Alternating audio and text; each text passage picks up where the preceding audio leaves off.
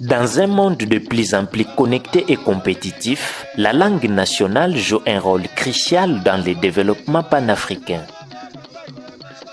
Aujourd'hui en Afrique, les langues étrangères occupent une place grandissante dans les systèmes éducatifs, reléguant les langues locales au second plan.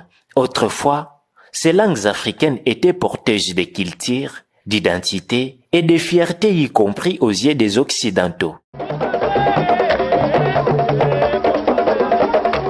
Pourtant, ces langues sont bien plus que de simples outils de communication. Elles sont les gardiennes de valeurs, des coutumes et de l'histoire des peuples africains. C'est pourquoi leur intégration dans l'éducation est essentielle. Enseigner dans la langue nationale permettrait une meilleure compréhension des concepts et faciliterait l'acquisition des connaissances par la jeunesse panafricaine.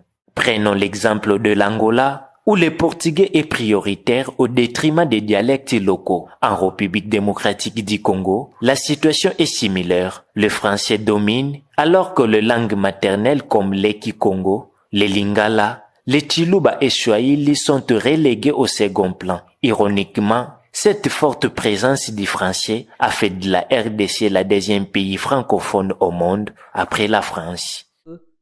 Les langues traditionnelles, avec la méthode française coloniale, avaient primé au détriment des langues traditionnelles. En principe, il faudrait que nous arrivions à faire comprendre la jeunesse que les langues traditionnelles sont très importantes. Ce sont celles-là qui doivent nous aider à faire de très bonnes choses. Parce que vous faites une découverte, connaissant votre langue, vous arriverez à faire une découverte et puis vous pouvez créer quelque chose en tant que savant. Vous le ferez.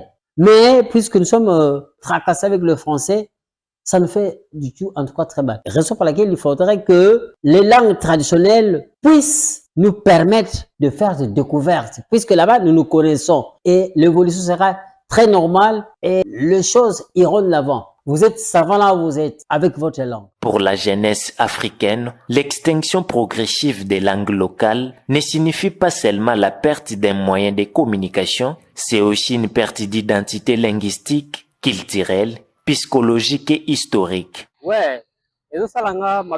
Eh bien, c'est vraiment énervant et déplorable parce que déjà c'est une colonisation culturelle. En Afrique, nous formons qu'un seul peuple. Cette division imposée par les Occidentaux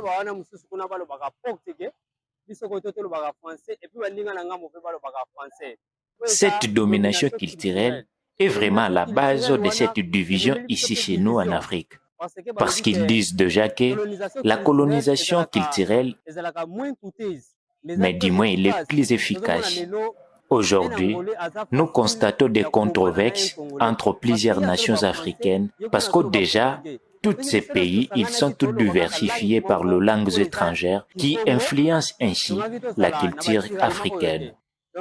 En tout cas, ça me fait vraiment mal de voir aujourd'hui la jeunesse, comment elle est plongée dans des dominations culturelles des Occidentaux.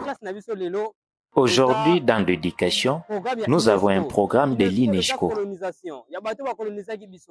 Ils savaient très bien qu'après la colonisation, c'est avant la colonisation. Donc, nous sommes dans un autre système de colonisation. Raison pour laquelle, personnellement, je lance un appel et je demande aux jeunes et à la jeunesse africaine si la population africaine était unie pour la vulgarisation d'une seule langue, on n'aurait pas être victime de cette domination des Occidentaux. L'introduction des langues africaines dans les systèmes éducatifs ne limite pas à la préservation du patrimoine linguistique, elle renforce l'alphabétisation et participe activement au développement des individus et des communautés. Une véritable clé pour bâtir un avenir où l'Afrique s'exprime pleinement dans ses propres mots. Lorsqu'une langue disparaît, c'est l'histoire, la culture, le valeur et l'essence intuitif de qui est un peuple, d'où il vient et où il va qui disparaissent également. Chers jeunes Africains, il est encore temps de sauver nos langues africaines et empêcher un génocide culturel.